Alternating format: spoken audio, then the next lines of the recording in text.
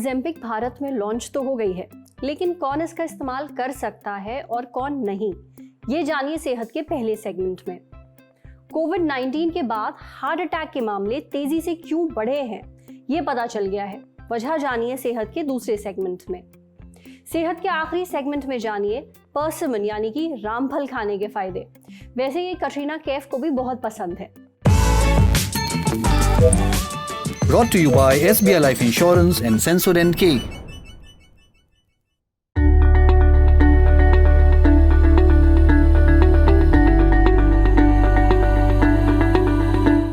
Diabetes के मरीजों के लिए एक अच्छी खबर है। ओजेम्पिक भारत में लॉन्च हो चुकी है। 12 दिसंबर से भारत में इसकी बिक्री शुरू हो गई। ओजेम्पिक को बनाया है डेनमार्क की दवा बनाने वाली कंपनी नोवो नॉर्डिस्क ने। ओजेम्पिक एक इंजेक्शन है। जो दवा इस इंजेक्शन में डाली जाती है उसका नाम है सेमाग्लूटाइड। ये डायबिटीज और ओबेसिटी की दवा है। ओबेसिटी यानी मोटापा। ओजेम्पिक मोटापा घटाने में काफी असरदार भी साबित हुई है। दुनिया भर में सेलिब्रिटीज ने ओजेम्पिक की मदद से वजन घटाया है, जैसे टेस्ला और एक्स के मालिक Elon Musk, Oprah Winfrey, tennis star Serena Williams, actress Amy Schumer वगैरह वगैरह। ओजेम्पिक की सफलता और पॉपुलैरिटी को देखते हुए अब भारत में भी कई लोग ओजेम्पिक ट्राई करना चाहते हैं। लेकिन याद रखें, ये दवा है, आइसक्रीम का कोई नया फ्लेवर नहीं जिसे सब ट्राई कर सकते हैं। ये खास तौर पर एक टारगेट ग्रुप के लिए बनी है, यानी इसका इस्तेमाल कुछ ही लोग कर सकते हैं। ओजेम्पिक जल्दी वेट लॉस का शॉर्टकट नहीं है। आज सेहत के इस एपिसोड में हम डॉक्टर से जानेंगे कौन लोग ओजेम्पिक ले सकते हैं, कौन नहीं, ओजेम्पिक कैसे काम करती है, ओजेम्पिक लेने का सही तरीका क्या है और ओजेम्पिक के क्या साइड इफेक्ट्स हैं। सुनिए। जिन लोगों में अनकंट्रोल्ड डायबिटीज टाइप 2 रहता है, जो मल्टीपल ड्रग्स पे हैं, एक्सरसाइज और डाइट प्लान पे हैं, फिर भी उनकी शुगर कंट्रोल नहीं हो रही है, उनमें एक एडिशनल थेरेपी के रूप में ओजेम्पिक इंजेक्शन को भी ऐड किया जाता है। दूसरे और इंडिकेशन होते हैं ओजेम्पिक के कि अगर किसी पेशेंट में एस्टेब्लिश्ड कार्डियोवैस्कुलर डिजीज़ है और उसके रिस्क फैक्टर बहुत ज़्यादा है एंड पेशेंट टाइप 2 डायबिटिक है, उसमें भी हम ओजेम्पिक को ऐड कर सकते हैं। थर्ड इंडिकेशन ओजेम्पिक का है टू रिड्यूस द वेट। कुछ लोगों में जो ओवरवेट होते हैं, बॉर्डरलाइन डायबिटिक है, उसमें भी हम ओजेम्पिक को यूज़ कर सकते हैं with slow dose escalations. It acts as a GLP-1 receptor analog. ये दो तरीके से काम करता है Ozempic. Ozempic acts on insulin and glucagon both.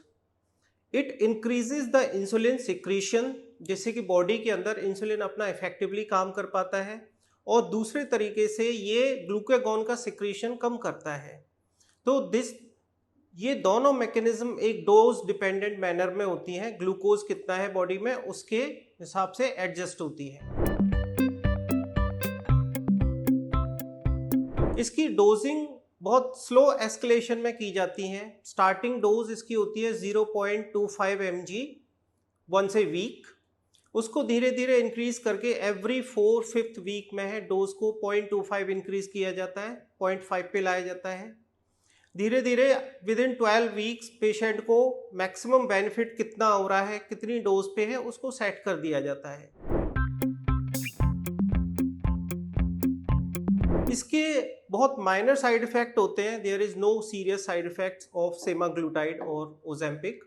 Usually इसके साइड इफेक्ट्स हैं GI side effects like nausea, vomiting, diarrhoea, abdominal pain, even constipation भी देखा गया है पेशेंट्स के अंदर।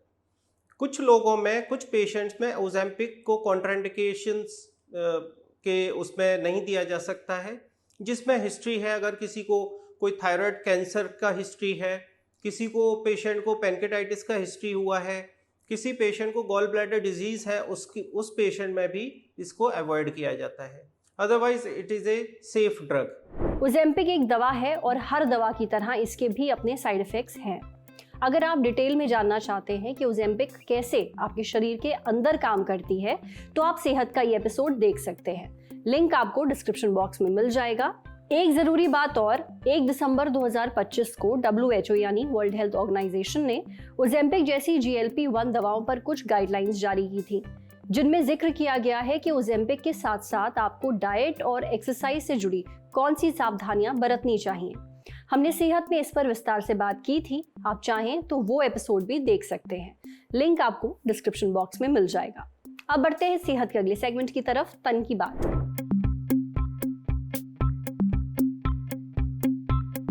Sensodent, toothpaste for sensitive teeth. 37 साल का इंसान जिम में एक्सरसाइज कर रहा है, अचानक हार्ट अटैक और मौत। 23 साल की महिला एक फंक्शन में डांस कर रही है, अचानक हार्ट अटैक और मौत। आजकल ऐसी खबरें आप लगातार सुन रहे हैं, पढ़ रहे हैं। पिछले कुछ सालों में युवाओं में हार्ट अटैक और अचानक मौत के मामले बढ़े हैं, खासकर कोविड-19 महामारी के बाद। लोगों ने ऐसी घटनाओं का कसूरवार ठहराया है कोविड और कोविड-19 वैक्सीन को। लेकिन क्या वाकई बढ़ते हार्ट अटैक और मौतों के पीछे कोविड-19 वैक्सीन का हाथ है? All India institute of medical sciences यानी एम्स ने एक बार फिर से इस धारणा को सिरे से नकार दिया है अपनी लेटेस्ट स्टडी में। इस नई स्टडी से पता चला है कि युवाओं में अचानक मौत और कोविड-19 वैक्सीन का कोई भी सीधा संबंध नहीं है। अचानक मौतें कोरोना की वैक्सीन लगवाने से नहीं, बल्कि कोरोनरी आर्टरी डिजीज की वजह से हो रही हैं। कोरोनरी आर्टरी डिजीज दिल की एक बीमारी है। इसमें दिल तक खून पहुंचाने वाली आर्टरीज यानी धमनियां पतली हो जाती हैं या ब्लॉक हो जाती हैं। ऐसा आर्टरीज में प्लैक जमने से होता है। इससे खून की पर्याप्त मात्रा दिल तक नहीं पहुंच पाती और हार्ट अटैक का खतरा बढ़ जाता है। एम्स की ये study Indian council of medical research यानी ICMR की journal Indian journal of medical research में 8 दिसंबर 2025 को छपी है। ये स्टडी एम्स नई दिल्ली के पैथोलॉजी और फोरेंसिक मेडिसिन डिपार्टमेंट में हुई है, मई 2023 से अप्रैल 2024 के बीच। इस दौरान सडन डेथ यानी अचानक हुई मौतों के जितने भी मामले फोरेंसिक मॉर्चरी में आए, उन्हें स्टडी में शामिल किया गया है। हालांकि जिनकी मौत एक्सीडेंट, जहर, नशे की लत, हत्या, खुद की जान लेने या किसी गंभीर बीमारी से हुई, उन्हें इसमें शामिल नहीं किया गया है। मई 2023 से अप्रैल 2024 के बीच कुल 2214 मामले आए। इनमें से 180 मामले अचानक हुई मौत से जुड़े थे। 180 में से 130 लोग 18 से 45 साल के बीच थे। बचे 77 लोग 46 से 65 साल के बीच थे। सभी मृतकों की verbal autopsy, postmortem imaging, conventional यानी पारंपरिक ऑटोप्सी और हिस्टोपैथोलॉजिकल जांच की गई। फिर मृतकों की वर्चुअल ऑटोप्सी की गई यानी बिना चीरा लगाए CT स्कैन और MRI जैसी टेक्निक्स से मौत की वजह पता लगाना। इसके बाद पारंपरिक ऑटोप्सी भी हुई यानी चीरा लगाकर। मृतकों के जिन जिन अंगों में दिक्कत या बीमारी देखी गई, उन सभी से टिश्यूज यानी ऊतकों के नमूने लिए गए। इन्हें एक ऑटोमेटिक मशीन में रात भर प्रोसेस किया गया, उनकी अच्छे से जांच की गई। आखिर में डॉक्टर्स और एक्सपर्ट्स की टीम ने मिलकर सभी मामलों की जांच की और नतीजे पर पहुंची। पता चला कि अचानक मौतों की सबसे बड़ी वजह दिल से जुड़ी बीमारियां हैं, खासकर कोरोनरी आर्टरी डिजीज। दूसरे नंबर पर सांस से जुड़ी बीमारियां थीं। कोरोनरी आर्टरी डिजीज क्या है, इससे बचाव और इसका इलाज क्या है, ये हमने पूछा Shri Balaji action medical institute Delhi में कार्डियोलॉजी डिपार्टमेंट के डायरेक्टर डॉक्टर अमर सिंघल से। डॉक्टर अमर कहते हैं कि कोरोनरी आर्टरी डिजीज धमनियों में प्लैक जमने की वजह से होती है। प्लैक की वजह से धमनियां पतली हो जाती हैं और खून का फ्लो यानी बहाव कम हो जाता है।